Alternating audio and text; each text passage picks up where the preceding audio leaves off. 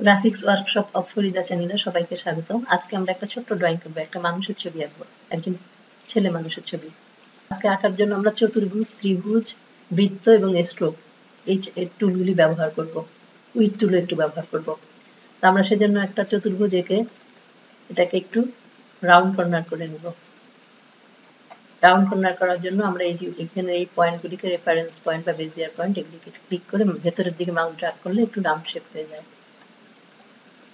এখন আমাদের এখানে আমি কালো কালার দিয়ে ফিল করে দিব, কোনো স্ট্রোক কালার থাকবে না।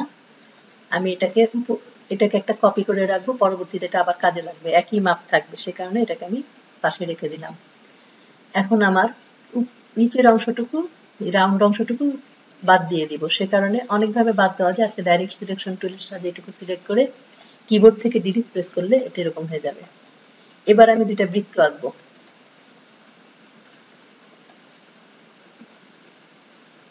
একটা বৃত্ত এঁকে এটাকেই কপি করে বসিয়ে দিব।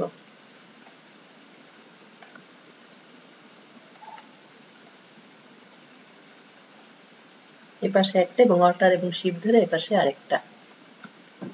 এবার আমি অ্যালাইনমেন্ট ঠিক করে দিব, দুটার অ্যালাইনমেন্ট হবে ভার্টিক্যাল, বটম অ্যালাইন।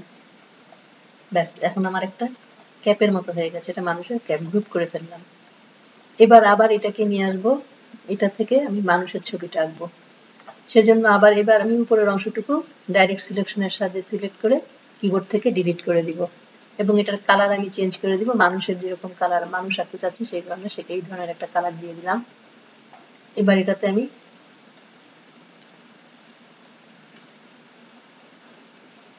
চোখ এবং মুখ এঁকে দিব। চোখ আঁকার জন্য আমি লাইন টুল ক্লিক করে এখানে একটা লাইন টানলাম।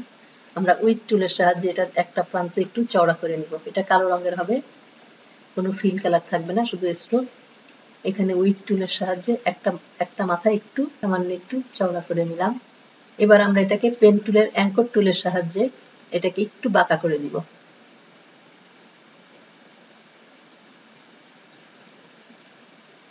এবং স্ট্রোক প্যালেট থেকে এটাকে রাউন্ড ক্যাপ করে দিব।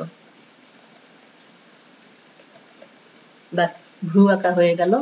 এখন আমি চোখ আঁকবো। ব্রাশ টুল দিয়ে ক্যালিগ্রাফিক ব্রাশ থেকে আমি এরকমের একটা এই বড় একটা সার্কেল নিলাম।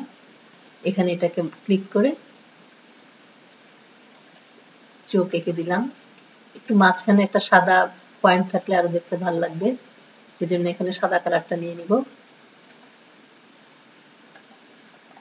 এবার ক্যালিগ্রাফিক টুলের সাহায্যেই একটা ছোট্ট ব্রাশ নিয়ে এখানে একটা ক্লিক করে দিলাম। ব্যাস, আমার চোখ আঁকা হয়ে গেল। এখন আমি এটাকে একটা গ্রুপ করে এখানে বসিয়ে দিব। তবে এটাকে আমি যদি লক করে রাখি তাহলে কাজের সুবিধা হবে। আমি এটাকে লক করে ফেলবো, সব সিলেক্ট করে লক থেকে লক সিলেকশন। এবার আমি এটাকে এখানে নিয়ে গেলাম। এটাকে আমি কপি করে নিচ্ছি কারণ এটা পরে আবার কাজে লাগাবো। এবার এটাকে আমি রিফ্লেক্ট করে দিব। মাউসটাকে আমি এই জায়গায় ধরলাম, তারপর অল্টার ধরে ক্লিক। এটা হবে ভার্টিক্যালি 90 ডিগ্রি কপি। ব্যাস, হয়ে গেল আমার চোখ আঁকা। এবার আমি মুখ এঁকে দিব। মুখ আঁকার জন্য আমি একইভাবে লাইন টুল সিলেক্ট করলাম, লাইন টুল দিয়ে কাজ করব। তো লাইন টুল দিয়ে আমি এই ফেসের যে কালার আছে সেই কালারটাকে স্ট্রোক কালার হিসাবে নিয়ে নিলাম, তার চেয়ে একটু গাঢ় করে দিব। এবার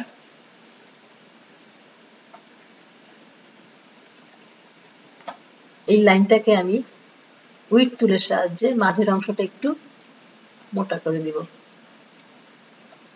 তারপর অ্যাঙ্কর পয়েন্ট টুল থেকে এটাকে একটু বাঁকা করে দিব নিচের দিকে। ব্যাস, আমার এটা মুখ ঠোঁট আঁকা হয়ে গেল। এটাকে আমি এবার এখানে বসিয়ে দেব। ব্যাস, হয়ে গেল আমার মানুষের মুখমণ্ডল আঁকা। এবার আমি একটা ত্রিভুজ আঁকবো। তো জানি ইলাস্ট্রেটরে সরাসরি ত্রিভুজ আঁকা যায় না, পলিগন বা স্টার থেকে এটাকে ক্লিক করার সময় কিবোর্ডের ডাউন অ্যারো কি যদি ধরি তাহলে মাথার সংখ্যা কমতে থাকে এবং এখান থেকে আমরা একটা ত্রিভুজ আঁকতে পারি। এই ত্রিভুজের ফিল কালার দিব আমি গাঢ় নীল রঙের।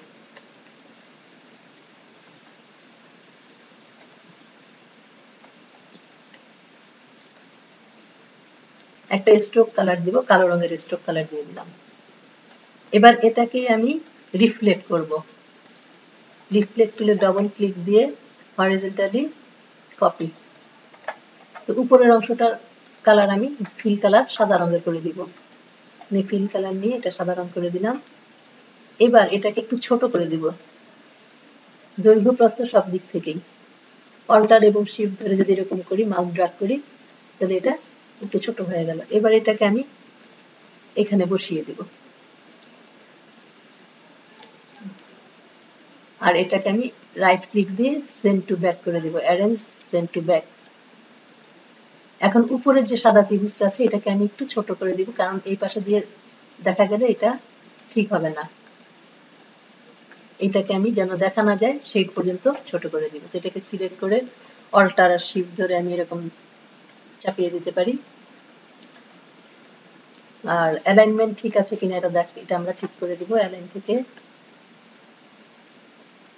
Horizontal align centre. ব্যাস, এখন আমরা যেটা লক করা আছে সেটাকে আনলক করে দিলাম। চোখ দুটোকে একটা গ্রুপ করে দিলাম, তারপর সব কিছুকে সিলেক্ট করে অ্যালাইন থেকে সেন্টার করে দিলাম। ব্যাস, আমাদের একটা ছেলে আঁকা হয়ে গেল। এর পরের ক্লাসে আমরা একটা মেয়ের ছবি আঁকা দেখব।